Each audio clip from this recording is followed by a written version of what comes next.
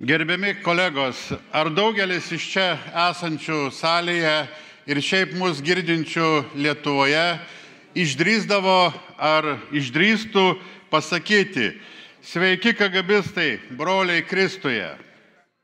Ar daugelis iš mūsų išdrįso ginti, užstoti Eglę Kusaitę, bandytą kaltinti kaip teroristų gynėją? Retas kuris. O Felicija Nijolė Sadūnaitė išdrįso ir tai ne kartą kartojo. Nijolė Sadūnaitė pasaulyje gerai žinoma žmogaus teisių gynėja, tapusi pavyzdžių visiems, o ypač jaunai kartai, kaip reikia aukotis tėvyniai, kaip reikia ją mylėti. Nijolė Sadūnaitės gyvenimas buvo paskirtas tarnauti Dievui ir Lietuvai.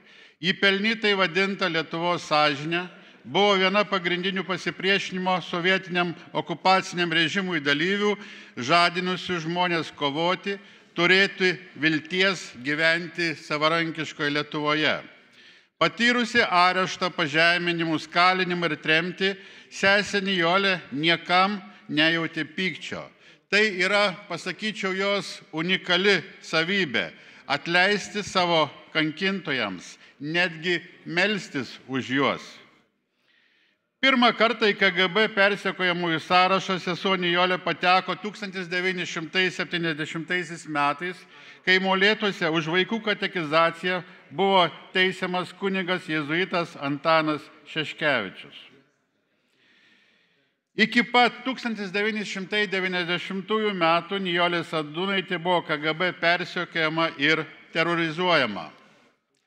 Nijolė Sadūnaitė ir Lietuvos katalikių bažnyčios kronika.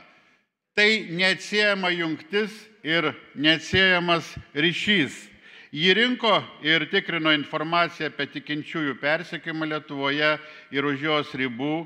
Kronika vežė į Maskvą, kad būtų persiųsta į Jungtines Amerikos valstijas.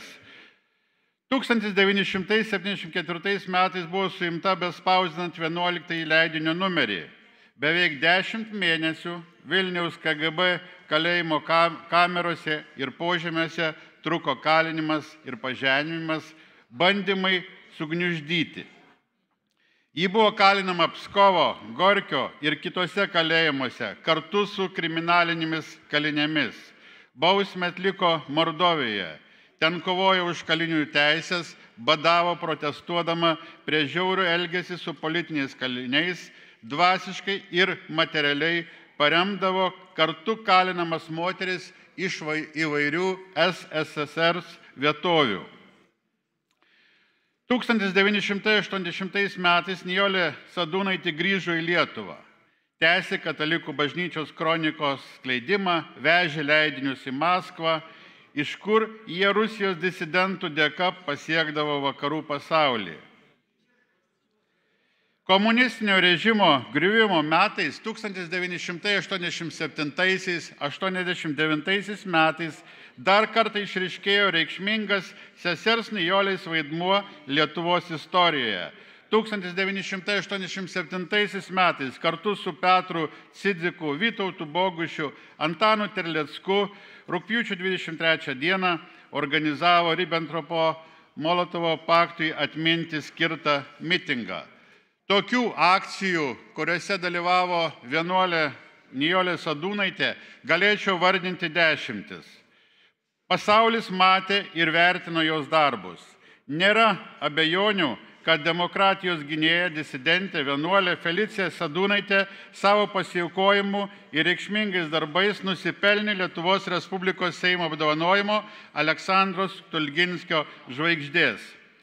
Ir šiandien šitos žvaigždės skirimas dviem asmenybėms, Nijolei Sadūnaitei ir Irenai Degutieniai, yra vertintinas kaip politkoriškumo siekis, kad visada principinga, politkorektiška Irena Degutienė ir drąsus žmogus, drąsi moteris, teisių gynėja Nijolė Sadūnaitė šiandien yra greta svarstant šitos asmenis. Yra asmenų, kurie būdami gimi turi šventumo požymių. Ir šis jausmas sustiprėjo Velykų rytą, prisikėlimo rytą, kai mūsų vienuolė Nijolė Sadūnaitė iškeliavo į amžinuosius tiesos, lygybės, demokratijos sodus. Kviečiu pritarti šitoms abiems kandidatūroms Irenos Degutienės ir Nijolės Sadūnaitės. Ačiū.